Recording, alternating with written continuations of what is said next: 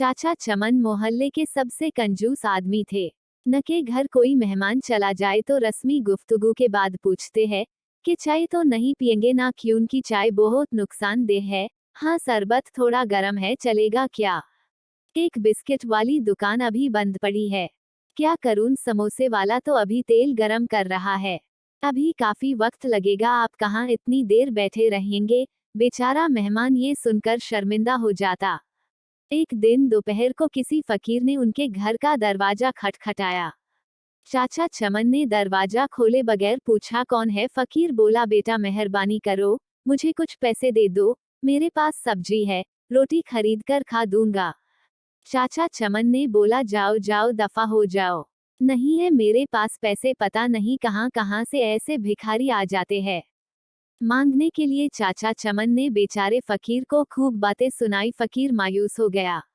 आखिर उसकी जुबान से बददुआ निकली, अल्लाह तुझे हमेशा खाने से दूर रखे, तू भी कुछ ना खा सके।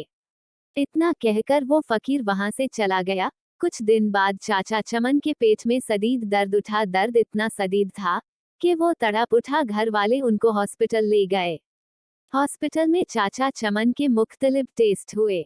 आखिर पेट के दर्द का पता चल गया। डॉक्टरों ने हिदायत की कि 15 से 20 दिन तक हॉस्पिटल में ही रहना होगा ताकि मुकम्मल इलाज किया जा सके।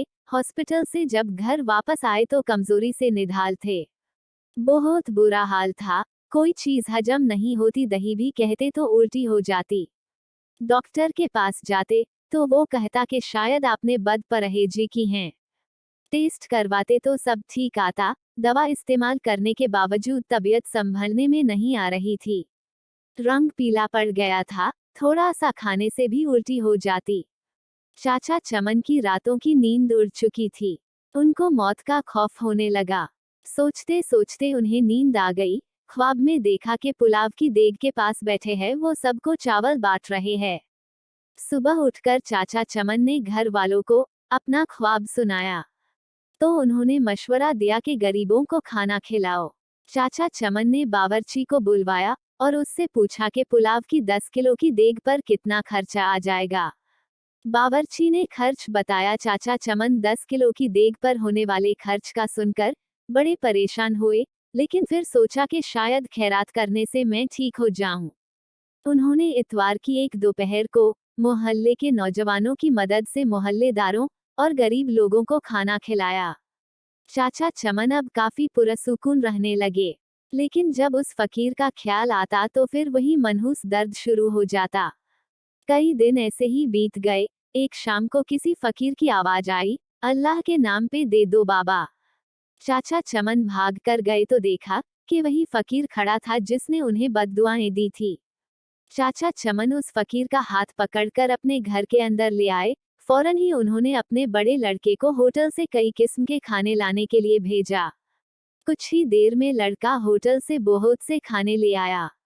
चाचा चमन और फकीर ने पेट भरकर साथ में खाया। जाते वक्त फकीर बहुत खुश था और फकीर बाबा ने चाचा चमन को बहुत दुआएं दी। एक हफ्ता इलाज के बाद चाचा चमन मुकम्मल तौर पर सेहतयाब हो चुके थे। अब चाचा चमन की समझ में आ गया था, किसी गरीब भूखे की बददुआ नहीं लेनी चाहिए। मेरे प्यारे दोस्तों, आपको कहानी कैसी लगी हमें कमेंट करके जरूर बताइए। आपको कहानी अच्छी लगे तो लाइक कीजिए, शेयर कीजिए और चैनल को सब्सक्राइब करना ना भूले। कहानी सुनने के लिए धन्यवाद।